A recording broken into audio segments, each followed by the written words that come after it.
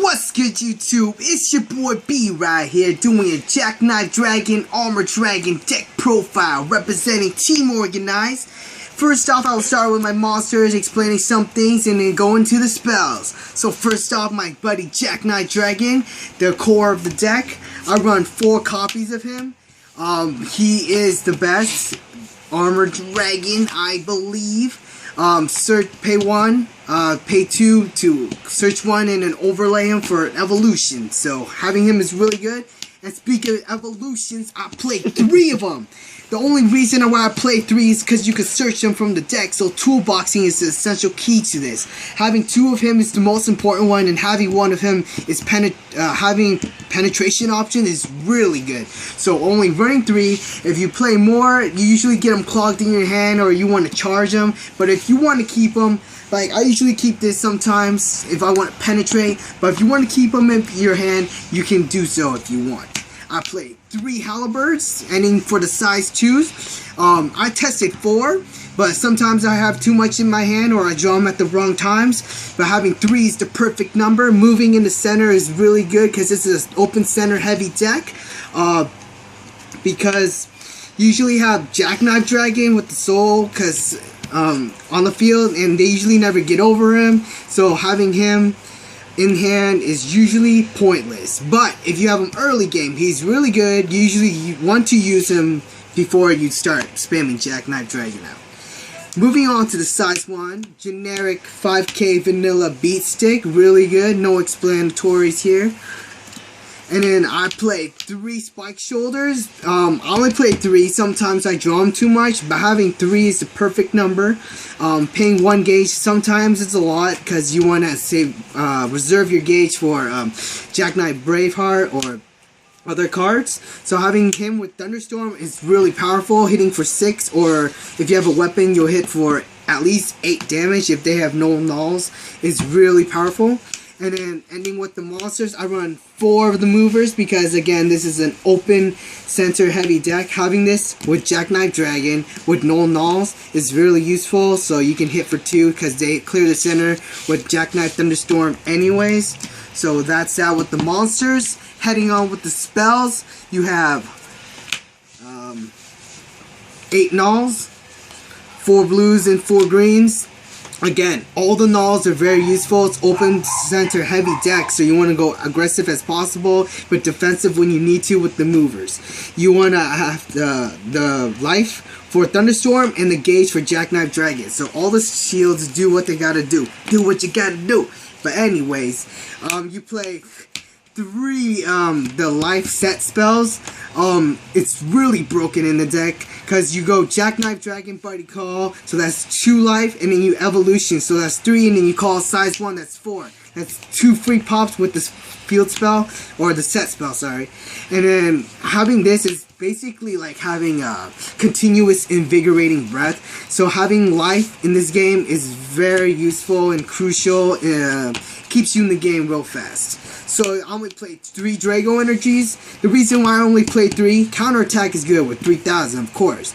But sometimes since you have an open center, usually they like to rush in the center and think they're all that and like they're gonna kill you and stuff. So usually I only have 3 Drago energies, and they usually link attack Jackknife Dragon. It goes over 9,000. So over 9,000. But anyways, it always goes over 9,000. So having this is really not that good.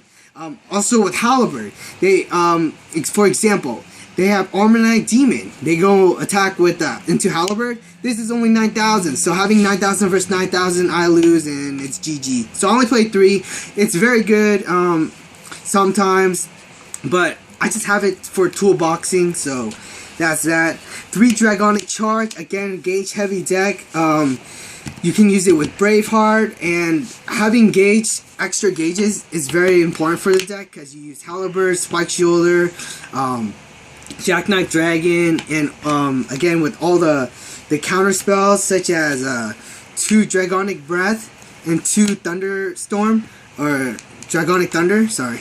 And then the reason why I play 2-2, sometimes this hits something that this can, sometimes this hits stuff that this can. For example, this would hit Nobunaga, and this would hit like some certain dual dragons and other monsters that are size 2 and above, but they're weaker than 4,000. So having that is very good toolbox. Having this is really good as well. Hit size 1 or less, but sometimes it can't hit the size 2s that have more that have this much attack. So having Dragonic Thunder or Dragonic Breath would be really good. Now I only run 2 Jackknife Bravehearts. Some people prefer 4, or I don't know what the number ratio is, but for 2 is perfect number for me. You don't want to draw it that much, but having it in the deck makes the consistency of drawing Jackknife Dragon very consistent. Because sometimes I was testing 4, but you draw it too many times when you already have Jackknife Dragon in the deck, or you already drew Jackknife Dragon, so you just charge it away, which could have been another card. So having this is really good, but it's really gauge heavy, so it could be costing or dead draws late game or mid game. Now, since you play Thunderstorm and you like to tend to take hits a lot, since you have a lot of size 1s, counter spells, and whatnot, I played 3 Dragonic Grimoire or Dragon Grimoire. This is the only draw card in the deck, and it's really consistent to pull off since you have Thunderstorm.